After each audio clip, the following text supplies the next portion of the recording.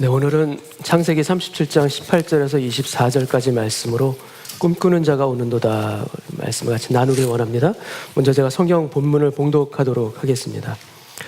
요셉이 그들에게 가까이 오기 전에 그들이 요셉을 멀리서 보고 죽이기를 꾀하여 서로 이르되 꿈꾸는 자가 오는도다. 자, 그를 죽여 한 구덩이에 던지고 우리가 말하기를 악한 짐승이 그를 잡아먹었다 하자. 그의 꿈이 어떻게 되는지를 우리가 볼 것이니라 하는지라. 루벤이 듣고 요셉을 그들의 손에서 구원하려 하여 이르되 우리가 그의 생명은 해치지 말자. 루벤이 또 그들에게 이르되 피를 흘리지 말라. 그를 광야 그 구덩이에 던지고 손을 그에게 대지 말라 하니 이는 그가 요셉을 그들의 손에서 구출하여 그의 아버지에게로 돌려보내려 함이었더라. 요셉이 형들에게 이르매 그의 형들이 요셉의 옷 곧 그가 입은 채색 옷을 벗기고 24절 같이 읽겠습니다. 그를 잡아 구덩이에 던지니 그 구덩이는 빈 것이라 그 속에 물이 없었더라. 아멘. 우리가 성경을 통해서 요셉을 읽는 세 가지 관점이 있습니다. 첫 번째 관점은 바로 이 요셉의 그 극적인 스토리가 전개되어지는 그 문학적인 관점입니다. 히브리 소년 노예가 애굽 대제국의 총리가 되는 과정, 그리고 그 뒤에 대흉년을 통하여서 많은 사람을 구원하고 가족을 구원하고 형제가 화해하고 상봉하는 이 극적인 이야기 스토리가 바로 문학적인 관점입니다. 두 번째는 요셉의 고비고비마다 보여지는 하나님의 손을 읽는 것입니다. 그래서 섭리하시는 하나님의 관점, 이것이 두 번째 관점입니다. 사람과 상황에 의해서 쓰여지고 있는 역사 뒤에 오히려 숨어있는 하나님의 놀라우신 손길이 요셉을 인도해 가십니다. 그리고 고난을 통해서 하나님의 사람으로 요셉을 빚어가시고 또 가족을 구원하시고 장차 온 세상에 축복의 통로로서 되는 이스라엘 민족을 이루게 하시는 이 계획들을 하나님의 손이 행하십니다. 언약을 주시고 그 언약을 끝까지 지키시는 신실하신 하나님의 손길이 바로 요셉 뒤에 숨어있는 하나님의 섭리하시는 관점입니다. 세 번째는 요셉을 통해서 구약에서 나타나는 예수님의 그림자를 보는 관점입니다. 멸시와 모함 가운데 심한 고초를 당하고 그렇지만 그 과정을 통과해서 애굽의 총리의 보좌 위에 올라 많은 사람들을 죽음으로부터 구원하는 요셉의 모습이 예수님과도 매우 닮아 있습니다. 우리 요셉은 죽었다고 생각했던 그 아들이었지만 예수님께서는 자신의 생명을 우리를 위해서 십자가에 내어주신 하나님의 독생자 아들이시기도 합니다. 이 하나님의 아들, 예수님의 관점으로 요셉을 읽는 것이 또 세 번째 관점입니다.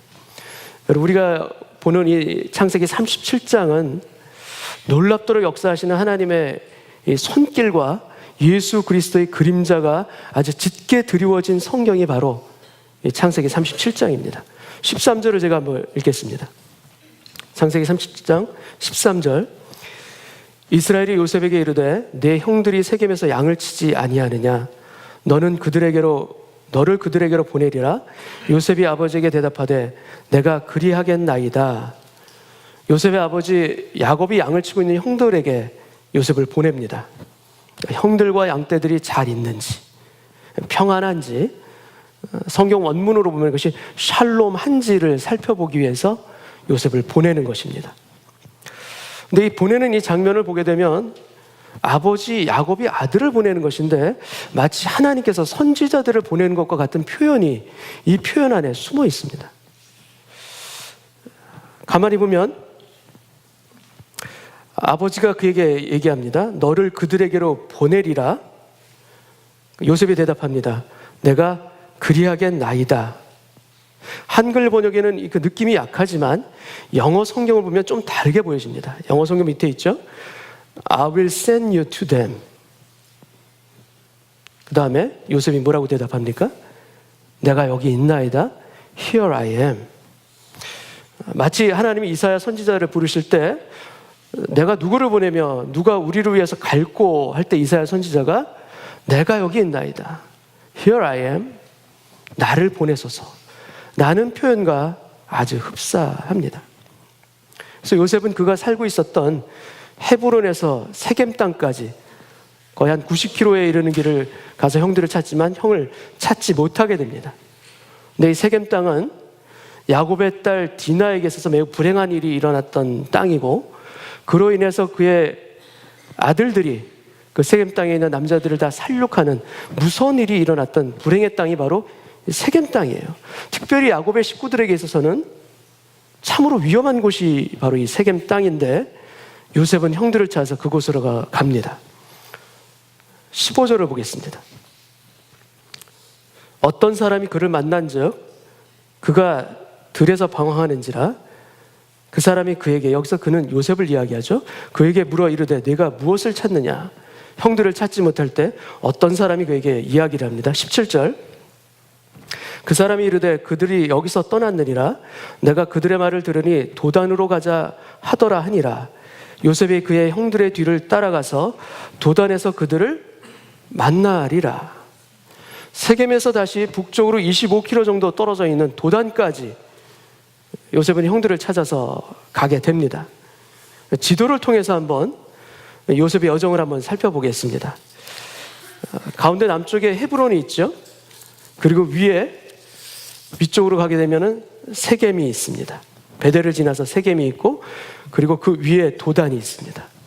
이 도단에서 바로 형들을 만나게 되고, 또 이 도단에서 미디안 상인들에게 팔려서 애굽으로 끌려가는 그런 요셉의 여정이 보여지고 있습니다. 형들은 요셉을 미워하기 때문에 동생을 향한 샬롬이 없어요. 그런데 요셉은 형들의 샬롬을 살펴보기 위해서 도단까지 갑니다. 형들과 양떼의 샬롬을 위해서 먼 길을 포기하지 아니하고 끝까지 찾아가는 요셉의 모습이 지금 보여지고 있죠. 그리고 훗날 형들과 온 가족에게 진정한 샬롬이 되어주는 그런 요셉의 이 발걸음을 통해서 우리에게도 역시 포기치 아니하시고 찾아오시는 예수 그리스도의 그림자를 요셉을 통해서 우리는 볼 수가 있습니다. 15절을 다시 한번 보여주십시오. 15절을 다시 보게 되면 어떤 사람이 그를 만난즉 내가 무엇을 찾느냐 이렇게 물어봅니다. 이 어떤 사람이 누굴까? 만약에 이 어떤 사람을 요셉이 안 만났다면 형들을 만나지도 않았을 것이에요. 만약에 요셉이 어떤 사람을 만나지 않았다면 노예로 팔려가지도 않았을 것이에요. 그런데 여러분, 노예가 되지 않았다면,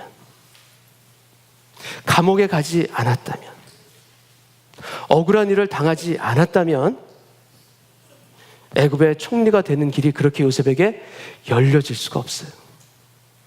가족들을 구원하는 그러한 길도 요셉에게 그렇게 열릴 수가 없어요. 이 어떤 사람은 하나님이 요셉에게 예비해 놓으신 사람이고, 우리의 인생을 주관하시며 이끄시는 하나님의 손길이 이 어떤 사람을 통해서 우리에게 오기도 합니다. 우리에게도 이 어떤 사람이 찾아와서 내가 무엇을 찾느냐 이렇게 물어볼 수가 있습니다. 그럴 때 우리는 우리가 알 수 없는 길로 갈 때가 있어요. 미래를 향한 길로 우리가 불안해하면서 갈 때가 있습니다. 그 발걸음들이 우리를 이끌어 가는 거예요.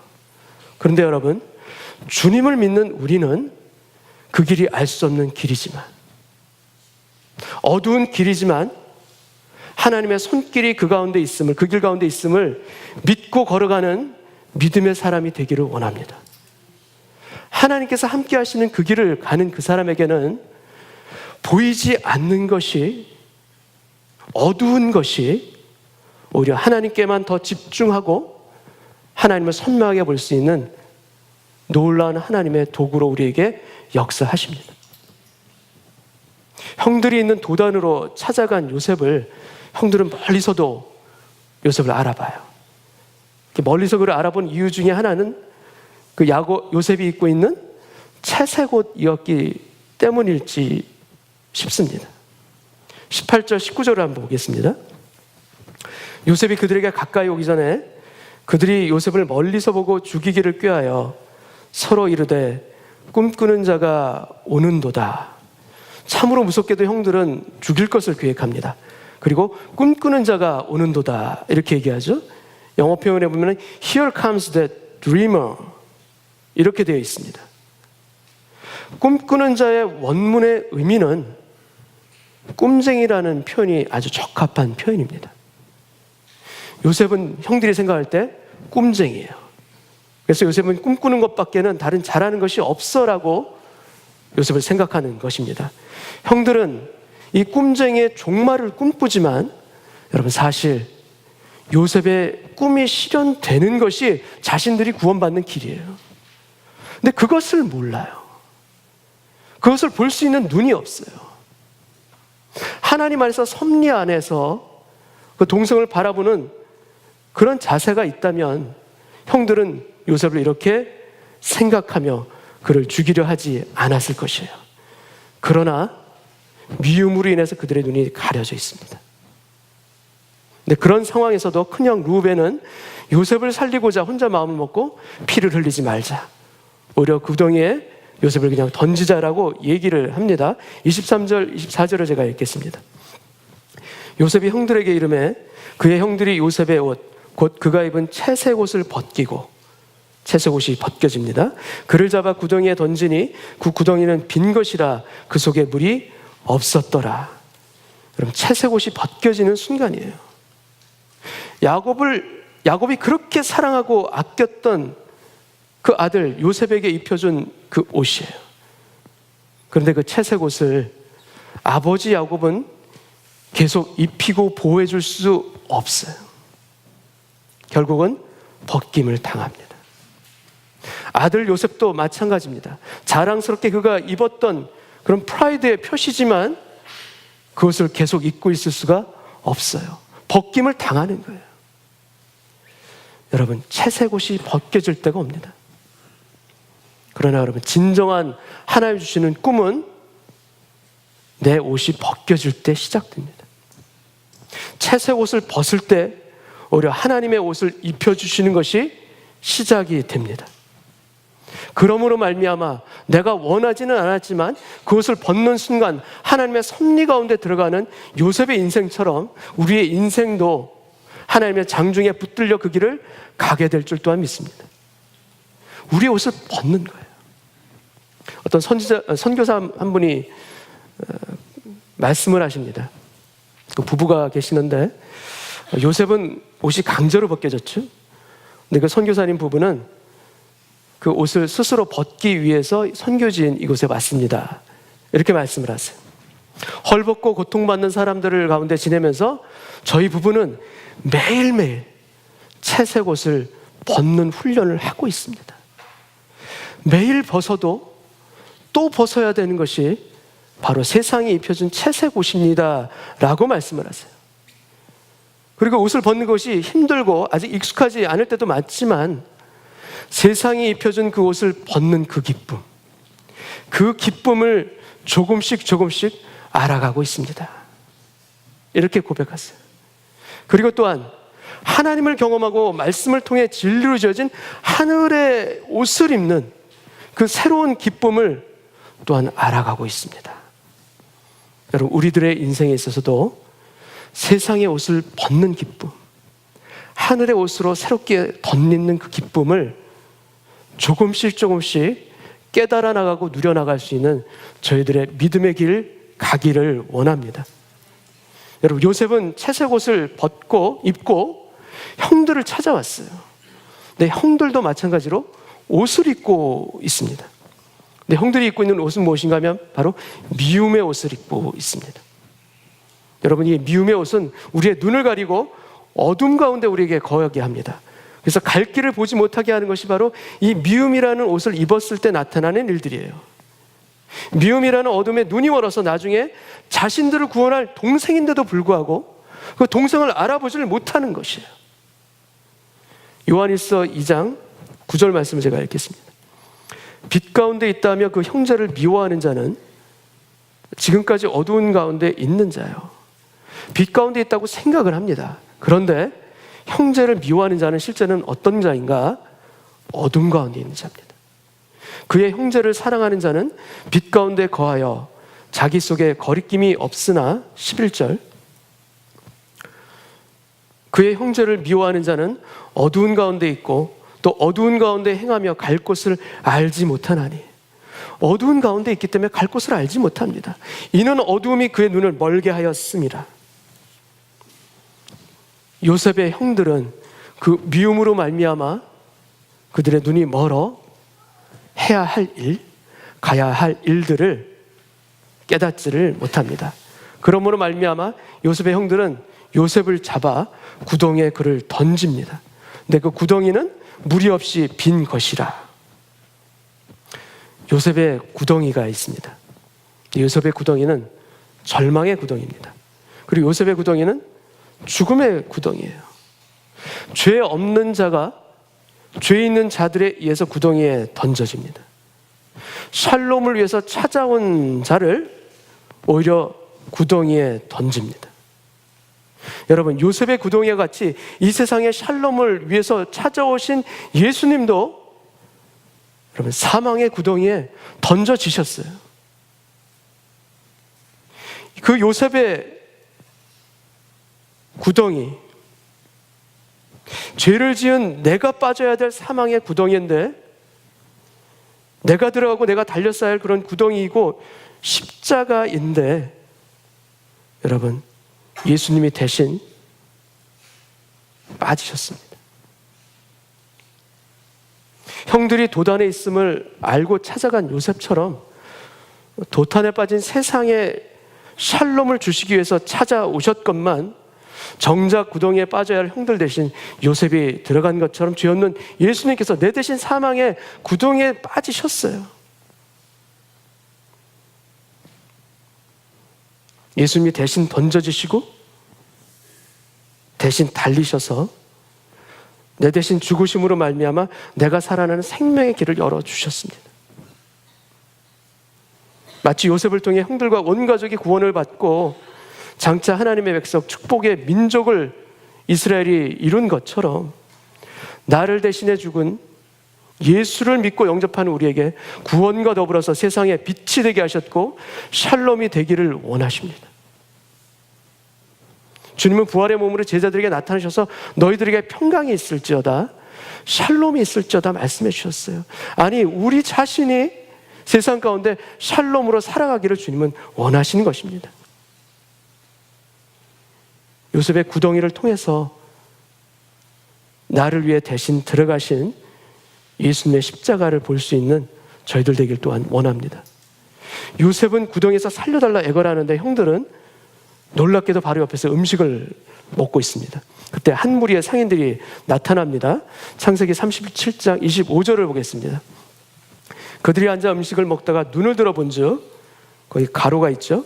한 무리의 이스마엘 사람들이 길르앗에서 오는데 그 낙타들의 향품과 유황과 모략을 싣고 애굽으로 내려가는지라.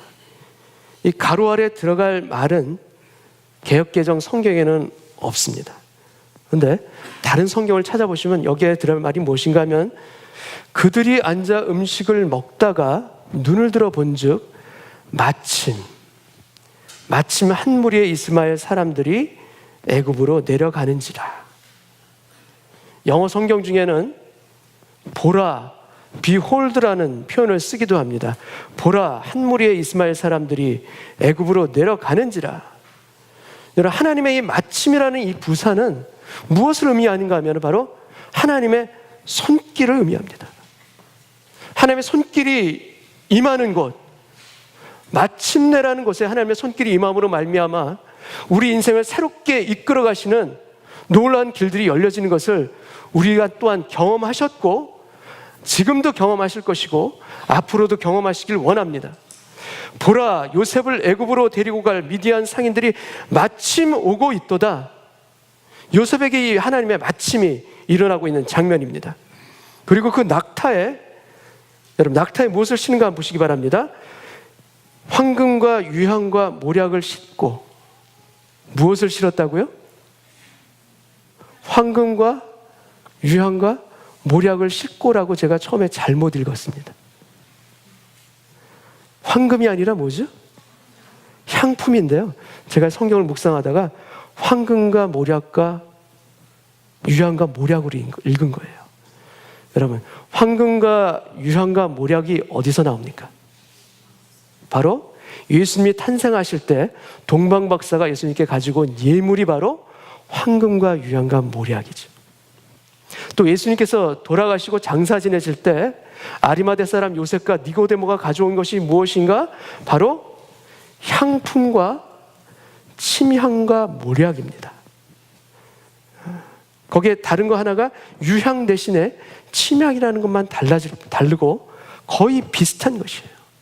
예수님이 탄생하실 때 가져왔던 예물과 예수님께서 돌아가셔 장사 지낼 때 가지고 왔던 것이 지금 현재 요셉을 데리고 가는 미디안 상인들이 가지고 있는 것과 아주 흡사합니다.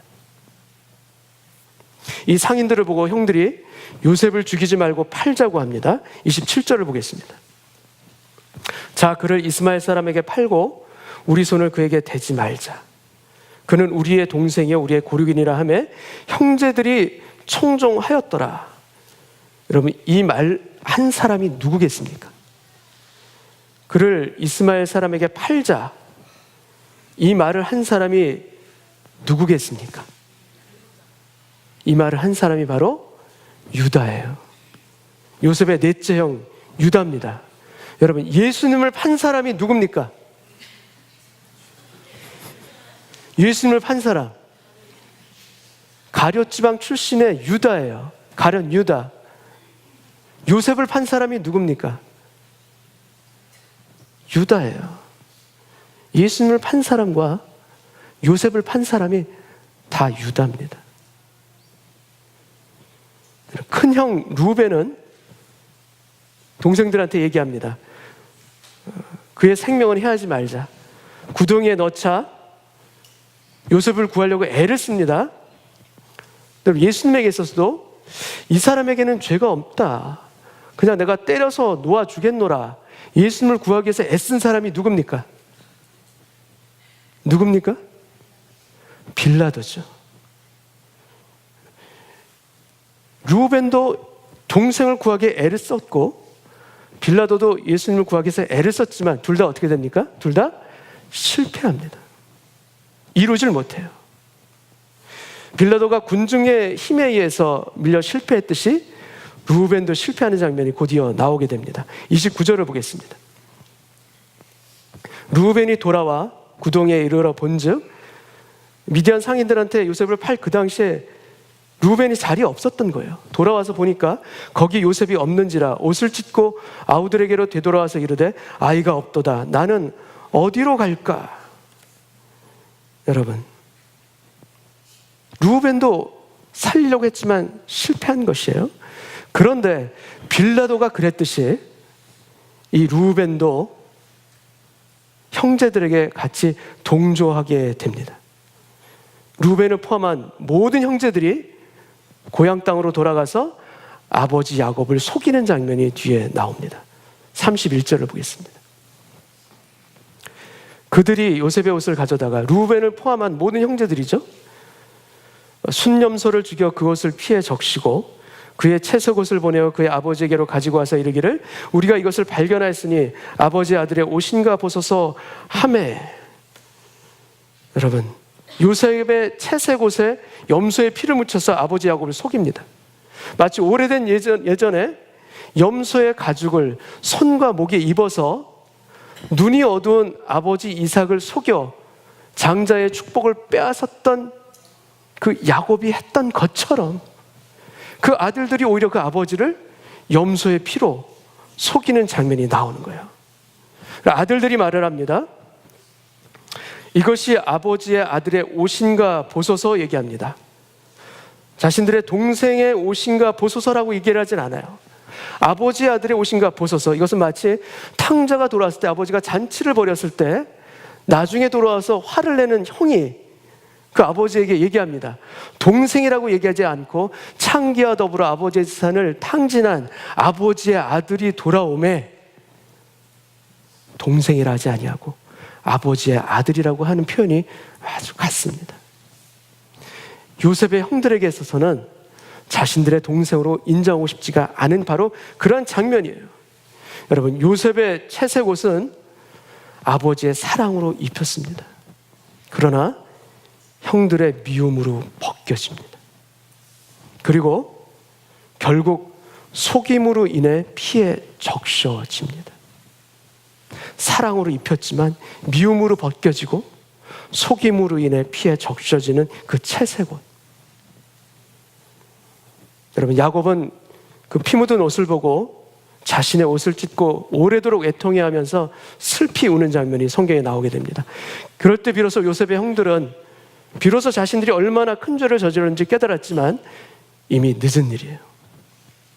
여러분, 이러한 일들이, 아주 비극적인 이러한 일들이 일어나는 걸 보게 되면 야곱의 식구들 어느 누구도 고통 가운데 있지 않은 사람이 없습니다. 큰 고통이 있고 혼란 속에서 살아가고 있는 모습들이 보여지고 있어요. 도표를 통해서 이 부분을 한번 정리해 보겠습니다. 요셉은 상처를 받습니다. 그리고 애굽으로 끌려가면서 두려움 가운데 앞으로 어떻게 될지 심히 두려워하면서 그 길을 걷고 있어요. 그 형들은 지금 어떻게 됩니까? 미움으로 동생을 팔았어요. 근데 결국 뒤에 남는 것은 그 죄책감이 시달리는 그 형들의 모습이 나옵니다. 아버지 야곱은 어떻습니까? 가장 사랑하는 아들을 잃은 상실감과 그걸로 인해서 그 평생에 만나기 전까지 애통해하는 모습이 보여져요. 여러분, 상처가 있습니다. 미움이 있습니다. 애통합니다. 사실 이러한 고통과 아픔은 정도의 차이는 있을지 몰라도 우리 모두가 공통적으로 가지고 있는 그런 문제들일 수가 있습니다. 네, 여러분, 이 세 부류의 사람들 중에서 누구의 고통이 가장 크겠습니까? 누가 가장 고통하고 있을까요? 그것은 아마도 아들을 잃은 아버지 야곱이거나 팔려간 요셉이 아마 가장 고통이 클 것이에요. 그렇다면 여러분, 가장 치유받기 어려운 상처를 가진 사람은 누굽니까? 이 도표상에서 보면은 가장 큰 상처, 치유되기 힘든 상처를 가진 사람이 누구겠습니까? 바로 요셉이에요. 그런데 여러분, 가장 먼저 상처를 치유받은 사람, 회복한 사람이 누굽니까? 그 사람도 또한 요셉이에요. 가장 큰 아픔을 앓고 있지만, 가장 큰 상처 가운데 있었지만 가장 먼저 회복하고 치유함을 받고 용서하게 됩니다. 여러분, 요셉은 한 사람의 인생이 망가질 수 있는 모든 시험과 고난을 그대로 다 겪은 그런 케이스예요. 그 중에 요셉이 겪었던 것 중에 한 가지만 있어도 우리 인생이 망가질 만한 그러한 큰 비극을 모두 다 겪은 사람이 요셉이에요. 가정에 심각한 문제가 있습니다. 노예로 팔려가는 신분의 문제도 있습니다. 또 일했던 그 직장의 문제까지도 있던 거예요. 버려지고 잊혀지고 배신당하는 아픔 가운데 살아갑니다. 근데 여러분, 그 어떤 시험에도 하나님은 함께 하십니다. 그 어떤 고통 속에서도 하나님은 요셉과 함께 하셨고 그를 지켜주신 것이에요. 우리가 어떤 힘이 있어서 우리를 지켜나갈 수가 있겠습니까? 우리가 어떤 힘이 있어서 우리들의 자녀들을 지켜줄 수가 있겠습니까? 그렇게 하고 싶어도 우리는 할 수 없지만 여러분, 하나님의 손에 붙들린 인생, 하나님께서 직접 지키시고 인도해 가십니다. 사단이 우리를 거꾸로 틀리고 시험한다 할지라도, 아니 때로는 사단이 승리한 것처럼 보여지는 그런 상황에서도 하나님께서는 역사하십니다. 하나님께서는 우리를 이끌어 가십니다. 십자가의 고통과 3일 동안의 죽음을 다시 살아내는 부활로 바꾸신 주님이 우리의 주님이시기 때문에 여러분, 우리에게 주의 역사가 은혜와 놀라운 기적들을 통해서 우리를 지켜주실 줄 믿습니다. 우리 믿는 우리 모든 사람들이 부활의 승리의 주님을 믿고 그것을 힘입을 수 있는 믿음의 길 걷기를 원합니다. 여러분, 요셉과 그 형들과 그 아버지 야곱, 결국은요 하나님께서 다 치유하십니다. 다 고쳐주십니다. 어느 한 사람도 빠지지 아니하시고 다 고쳐주신 것이에요. 시간의 차이가 있고 경우가 다를지언정 여러분 하나님께서 지켜주시는 가정 고침을 받게 될 줄 믿으시기 바랍니다. 여러분 요셉은 자신밖에 못 봤던 그런 철부지였어요. 근데 형들은 그러한 요셉밖에 보지를 못해요. 여러분 모두가 하나님을 놓치고 산 겁니다. 하나님을 보지를 못하고 살아간 거예요. 그러나 여러분 우리 인생에 있어서 정말로 놓치지 않고 보아야 될 것은 무엇인가? 우리 뒤에 계시는 하나님이신 줄 믿습니다. 그 하나님을 보게 되면 우리가 바라보는 인생의 해석이 달라질 줄 또한 믿고 그 가는 길 또한 바꿔줄 줄 믿습니다. 다르게 보는 거예요. 우리 인생 가운데 계시는 하나님을 볼 수 있는 영적인 눈을 열어주옵소서. 눈에 보이는 세상의 것으로 살아가는 인생의 길 주님 내려놓게 하시고 하나님의 손길을 볼 수 있는 오늘 예배되게 하여 주옵소서. 이러한 우리 안에서 영적인 각성들이 일어나기를 참으로 소원합니다. 여러분 성경을 보게 되면 구덩이 속에 들어간 세 사람이 있습니다. 그 중에 한 사람은 누구인가 하면 예루살렘의 패망을 예언했던 예레미야 선지자예요. 예루살렘의 패망을 선포하니까 그것을 싫어했던 시드기야 왕이 예레미야를 깊은 진흙 구덩이에 던집니다. 그래서 얼마나 깊은 구덩이였는지 예레미야를 줄로 달아 내렸는데 그 구덩이에는 물이 없고 요셉이 빠진 구덩이처럼 물이 없고 진창뿐이므로 예레미야가 진창 속에 빠졌더라. 거기에 빠집니다. 여러분 예레미야의 구덩이는 하나님의 말씀을 담대히 선포함으로 인해서 들어가게 된 시련의 구덩이입니다. 시련의 길이 있지만 하나님의 말씀을 전파하고 담대히 그 길을 순종했기 때문에 들어간 시련의 구덩이에요. 두 번째 구덩이는 다니엘의 구덩이입니다.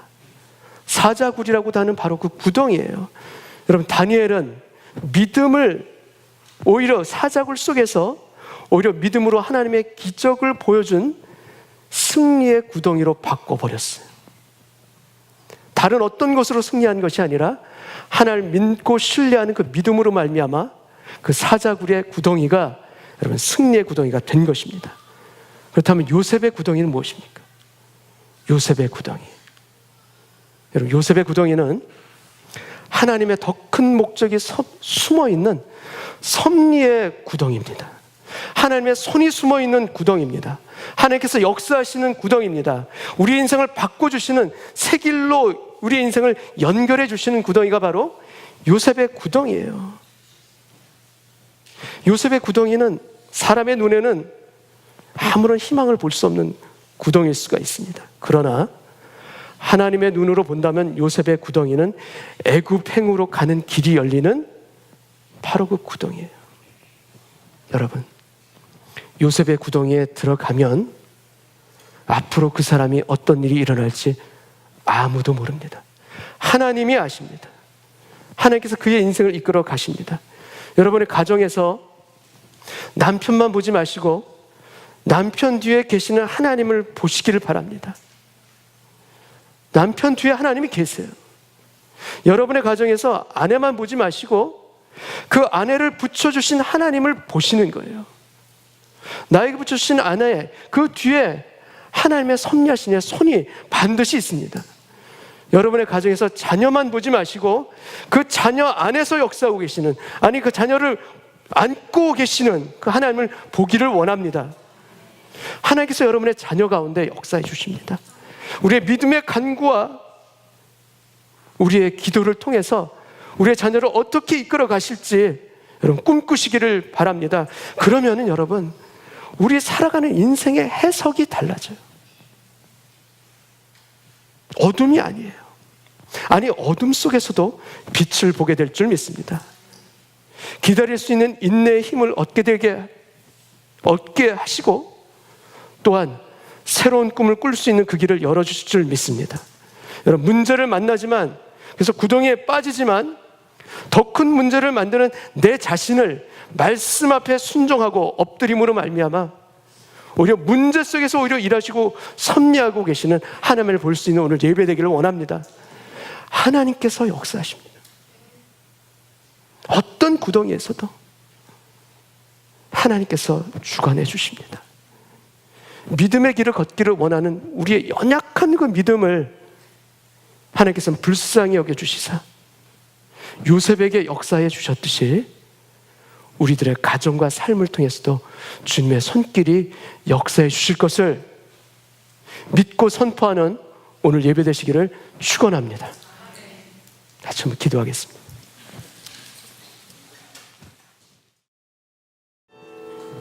아버지 하나님, 남을 미워하는, 그래서 고통받고 있는 그 자리에서 일어서기를 원합니다. 깊은 상처로 인하여서 아직 치유되지 않은 그런 아픔이 있음을 또한 주님 앞에 고백합니다.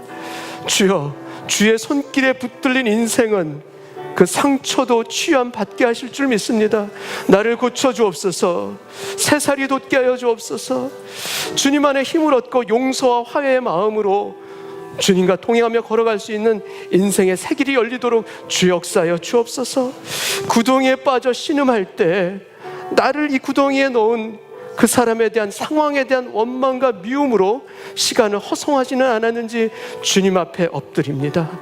주여, 그 어떤 인생의 구덩이에서도 하나님의 손길이 있음을 믿습니다. 나를 건져주심을 믿습니다. 세워주심을 믿습니다. 오늘 예배를 통하여서 나에게 함께 하시는 하나님, 우리 가정에 함께 하시는 하나님의 손을 볼 수 있도록 도와주옵소서. 내 눈을 열어주옵소서. 주님을 보기를 원합니다. 주님께 달려가기를 원합니다. 일어서기를 원하올지니 아버지 하나님의 손길 가운데 붙들림을 받았던 요셉처럼 주여, 저도 붙잡아 주옵소서.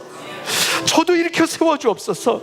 우리 가정을 고쳐 주옵시고 우리 자녀들을 세워 주셔서 하나님의 쓰임 받는 자녀로서, 가정으로서 주님 하나됨을 허락하여 주옵소서. 주님의 은혜를 구합니다. 주님의 은혜가 없으면 살 수가 없음을 주님 고백하오니 주여 불쌍히 여겨 주옵시고 하나님의 권능의 손으로 저를 붙드는 오늘 예배되게 하여 주옵소서. 주님 앞에 모든 것 드리기를 원하오며 나를 붙들고 계신 예수님의 이름으로 기도하옵나이다. 아멘.